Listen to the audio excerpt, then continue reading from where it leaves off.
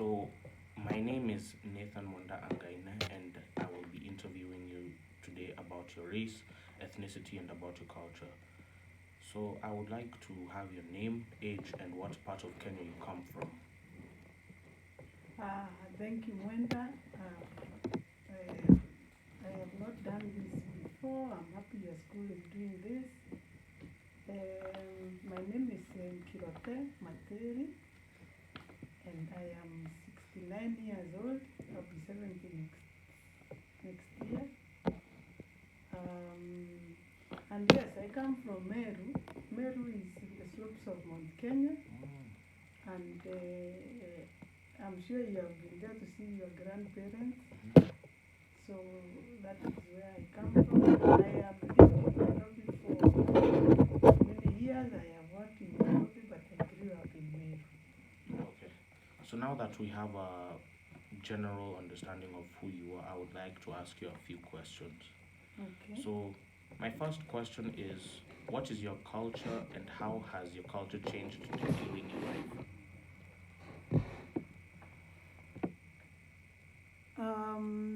From what I understand, culture is of course the way people live, right? I'm sure you learned that in school. Yes. The values, the beliefs, and for my culture, which is the Meru or Mount Kenya region, we have we have things that shaped how we lived or how we live even today. Some of them were mainly internal influence and external influence.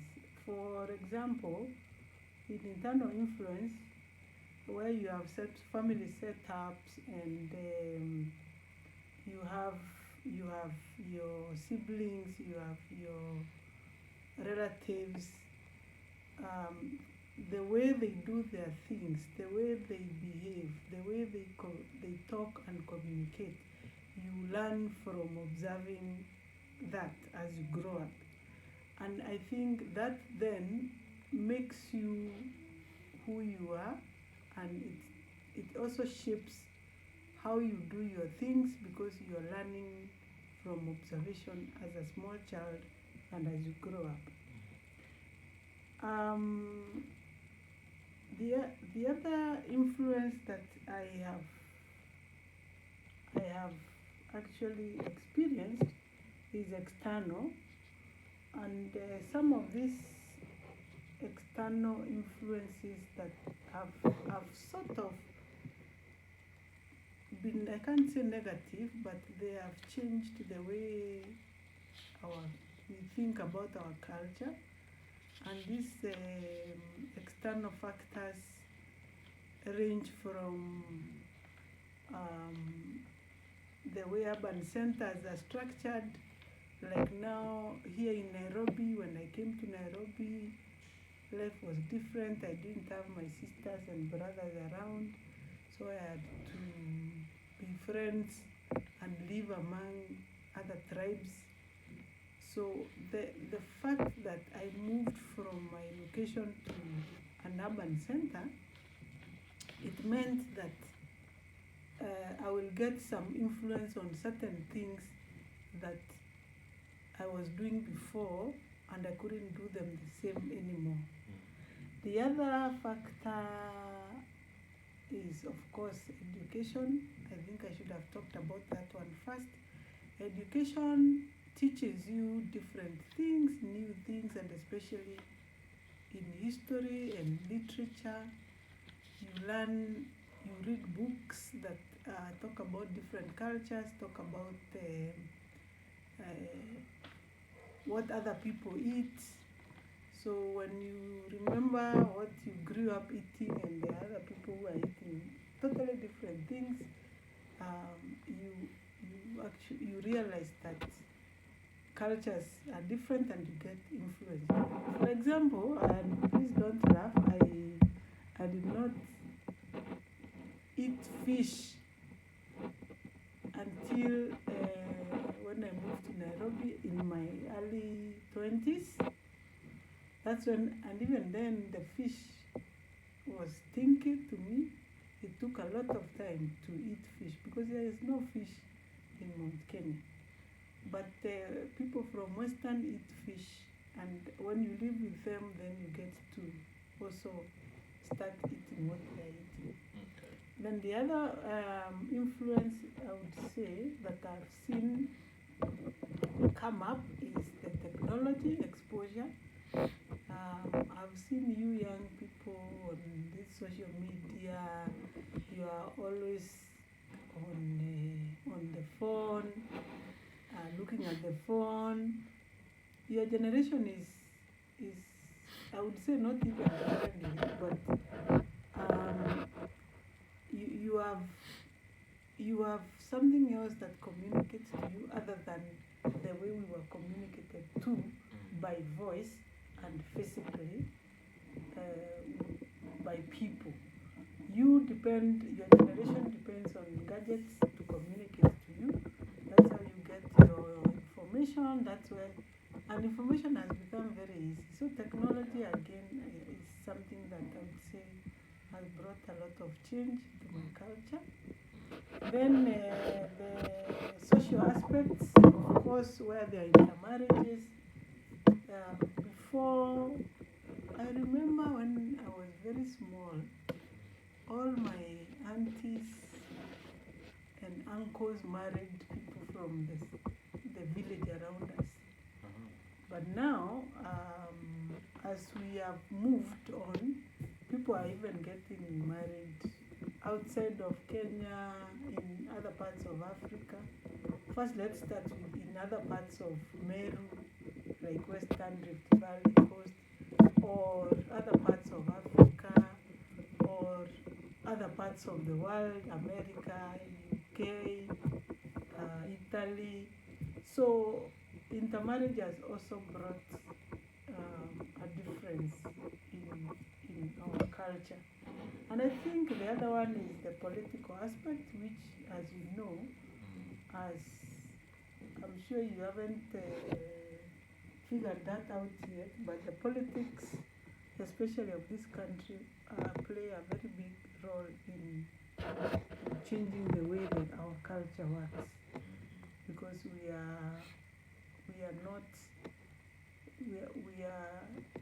not focusing on the way we used to live. Politics come in and you are influenced by the bills that are passed by parliament. They say, for example, you can't marry 2 wives. And a long time ago, when I was growing up, my grandfather had 2 wives. So everyone in the village, most of the men had more than 1 wife. But now, because politics has brought that up, we are not able to. That thing has stopped so far. Okay. I never knew it was that in depth, but that also leads me to my second question. What part do you like about your culture? My culture is very rich and very interesting at the same time. Because what I would say is the language, because even here in Nairobi, when I meet people who are from my village or from Meru, I switch, I start talking in Kimeru, I stop talking in English and Kiswahili because it makes me feel at home. So that makes my culture come out, especially when I'm around my own people. Then the other aspect that I like about my culture is the fact that we were taught to be very respectful, like the children of today. We respected teachers, we respected parents, we respected anyone who was older than us, and we made sure that all those who are in a position of authority, we listened to them and we did what they requested us to do without any question. And the other one is support for one another, of course, and especially with siblings. If you have if you have a sibling who needs support from you, whether it is money, whether it is go to their home and help them with work when they are sick, or help their child. Like I remember when I came to Nairobi, I stayed in I didn't rent a house immediately. Yeah. I stayed in my big sister's house because she had been married and was working in one of the universities here. So she had a big house where I came and I stayed there for about 2 years. And when I was able to move out, I moved out and got my own place. So you can see that with relatives like those, they are able to support you and to give you space to grow as one of their own. If you're sick, of course, the community comes together, they do what we call an arambe. You know what an arambe is? No. It is a fundraiser, but we call it arambe, where you put together money, everyone comes and contributes, and that money is used to either educate one of the family members, or if someone is sick, to pay for their hospital bills. Yes. Some of these aspects that you're talking about, I don't really see some of them in my generation. But I also want to ask you another question. What Okay. aspect of your culture don't you like? Oh, can I talk about when I was growing up? Yeah. When we were growing up, you know, the community was part of everybody. Yeah. So if you went out and you were playing out with the other children and you made a mistake, or you said something that was not supposed to be said, anyone passing by who is older than you could actually discipline you. Yes, because discipline was communal, and the elderly people took responsibility for most of the discipline. Punishment when you do something wrong was also another issue that I didn't like, because you would be beaten. It's not the way you are told, you people these days, that go to your, is it called quiet con? Go to your room. Or go to your room, yes. But that time you get beaten with a mwiko. You know the Kim one, ile kumash, the one for mashing food. You're beaten with that. Yes, or a belt. Okay. And those belts were from cow skin, so they were tough. Ooh. Okay. So we were also not allowed to go out after 6 p.m. And you know, that is when children want to play, when it is semi-dark, you play hide and seek. So we were not allowed to be out at that time. It wasn't very nice. So that I didn't like. Those some of the things that we didn't like at the time, but I guess they were to discipline us and make us who we were. So some of these aspects, I'm lucky that I didn't have to go through them. Oh yes, it's really the beating part. Yeah. And that also leads to my fourth question. What parts of your culture would you wish the younger generation to keep? What I've seen these days is that the younger generation, they have, actually, let me say that they have lost the way. In a way, because they are a bit, what I would call, disrespectful, especially to older people. I hope when your mother sends you, you usually go. You don't feel like she's over sending you to do something for her. But respect is something I would want to see our generation have. Respect brings about integrity, because then you don't lie, you don't do the wrong thing. And then, of course, hard work. Yeah. Again, based on the communal part of hard working where you are supporting each other. Also, let me talk about language. Do you know Kimeru? A bit. A bit. Yes. So if I talk to you in Kimeru, would you be able to respond? No, but I would be able to understand some parts of it. Yes, you see. So I would wish that you are able to be fluent in your language. Because what is happening now is everybody is using Kiswahili and English, and before you know, the language barrier, like my children speak Kimeru, but their children don't speak Kimeru. So it is, each generation as we go down is dropping the language. And I wish we could start taking up the language so that we keep the language going. It's good to have a common language let me call it a tribe or a race or an ethnic group, so that you can be able to continue that from generation to generation. So, yes.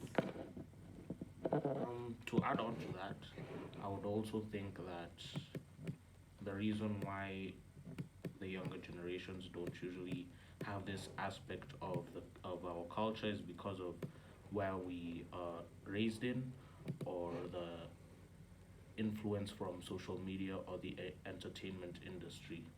True, that is very true. Yeah. Yes, you're right. So now I'm going to ask questions about your ethnicity. Okay. What are 3 values in your ethnic group? Okay, I think I've kind of touched on that, because values is what make a culture. Yeah, you've already put So I'll just mention them again. We are talking about respect, respecting older people, respecting authority, and respecting even ourselves. Yeah.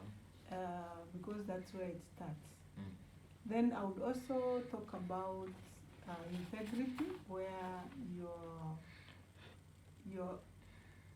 it's good. The values that we grew up with was integrity, where you would not be allowed to either tell a lie or do something that is wrong, or go somewhere you're not supposed to go to. So basically, saying the right thing, doing the right thing all the time. Okay. And then the other value is, of course, hard work. Yeah. And supporting one another. Because when you bring up your family, you're supposed to work hard to feed them and to make sure that they go to school. School fees was very hard to come by those days. I'm sure even now it's more expensive, but you get free schools here and there. But that time, paying school fees was difficult. But if you worked hard, you are able to educate your children. Okay. Those are 3 values I would actually agree with. And my second question about ethnicity. Are you proud of your ethnicity? Why and why not? Of course, I'm proud of being a Meru and belonging to the Mount Kenya region, because in Mount Kenya we have different tribes that occupy different locations around Mount Kenya. So these tribes form the ethnic group of Mount Kenya region. We have a common language, so we can understand one another. There's trading that is amongst the tribes, whether it's food or it's other products. We have those interchanging trading, what was used to be called barter trading those days, but now it is really market trade. Sawa. Then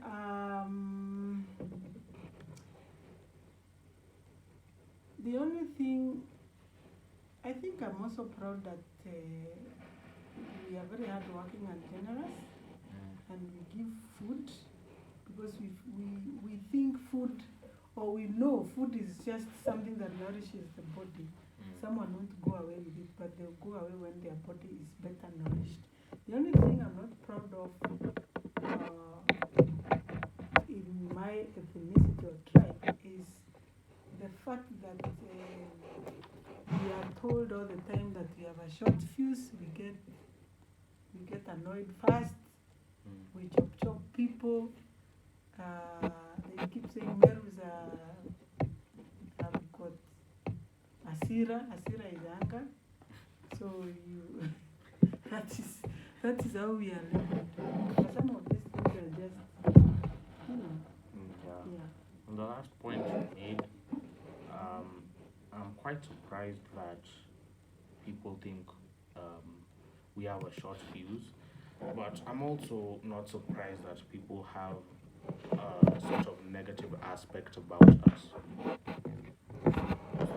So my third question is, has someone ever had different expectations because of your ethnicity based on your race background? Yeah, yes. As a Meru, I'm expected to be tough and make tough decisions, and that's my name says so.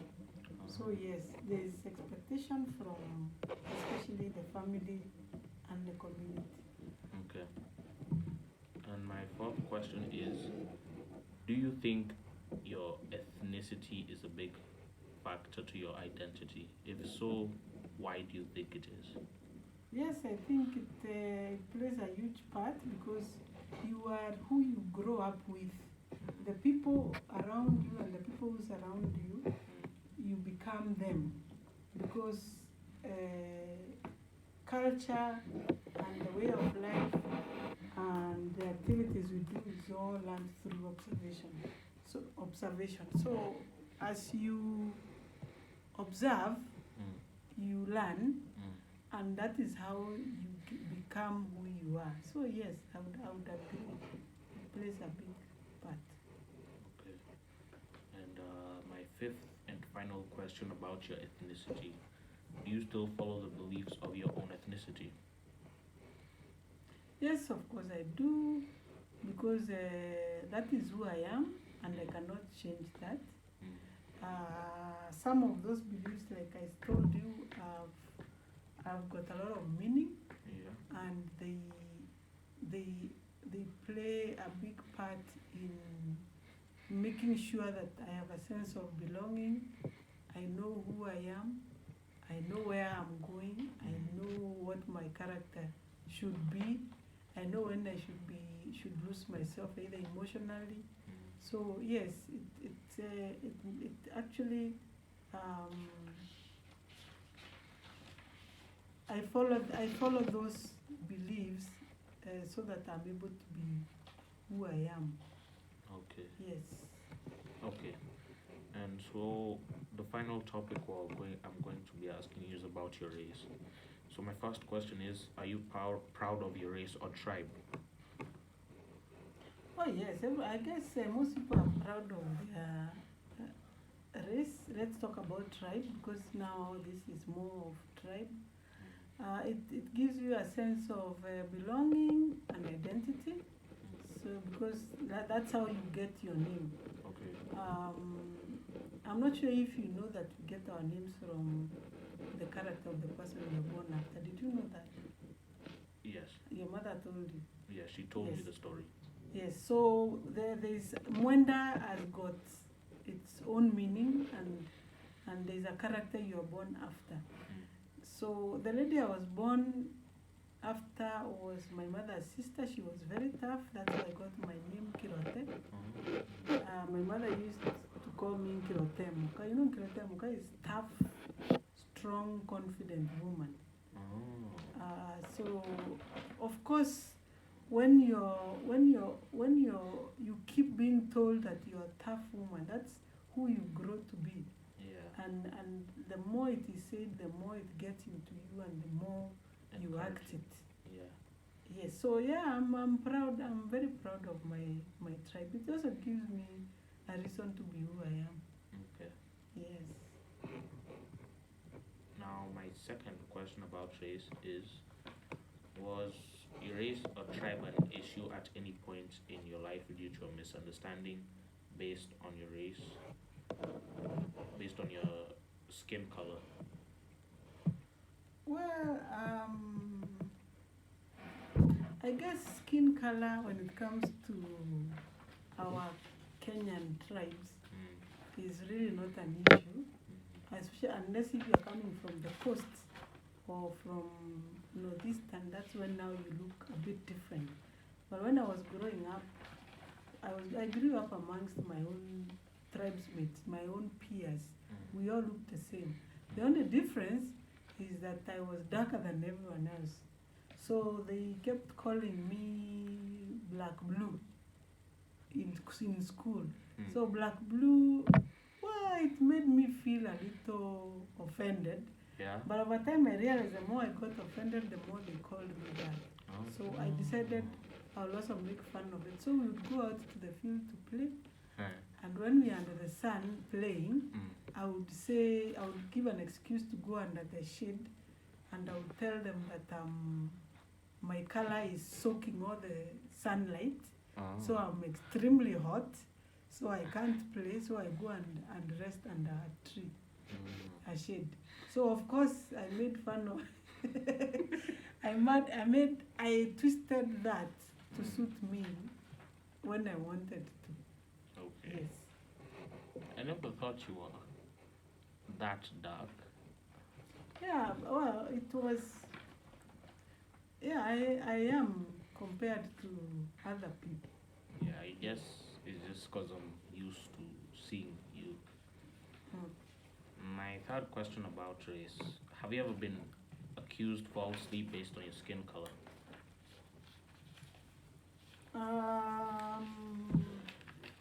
No, no, I can't remember going through that at any time. Even now, it's just Teasing. the teasings that goes around because of your tribe, but really nothing about the color of my skin. Okay. Do you still get teased today? Or have people just matured? No, I guess it was a childish stuff. So yeah, it hasn't happened in a long time. Okay. Yes. Now, my final question about your race, and I think the final question about our interview. Um, do you think your race has shaped your identity? Well, again, let's talk about this from a tribe perspective. I would say yes, it has, because where I grew up, we were taught to be tough and to fend for ourselves. My parents were no nonsense parents. They expected us to go to school. Children didn't want to go to school that time, but we were expected to go to school. When we come from school, we were expected to go and collect firewood and come home and cook in the evening. And during the weekends and during the holidays, we were expected to go to the farm and weed or harvest or plant, depending on the season. During the rainy season, we would be planting. The hot season, we would be harvesting. So all that actually ended up in our system, because when it was hot, you're out there in the field harvesting maize, beans, and making sure that they are collected from the farm and carrying them on your back to take them home. So, yes, I think my hard work was more shaped by how I grew up, seeing my parents working very hard to fend for us. And even all these things prompted me to eventually, when I retired, to become a farmer. Because farming came easy. It was how we grew up knowing that you get your food. Mm. Yes. So, yeah, I'm a farmer right now. That's me. Okay. Yes. So those have been all my questions. I enjoyed this interview and knowing more about your culture and your ethnicity. Good. Thank you for the time. Thank you too. That was excellent. You learned this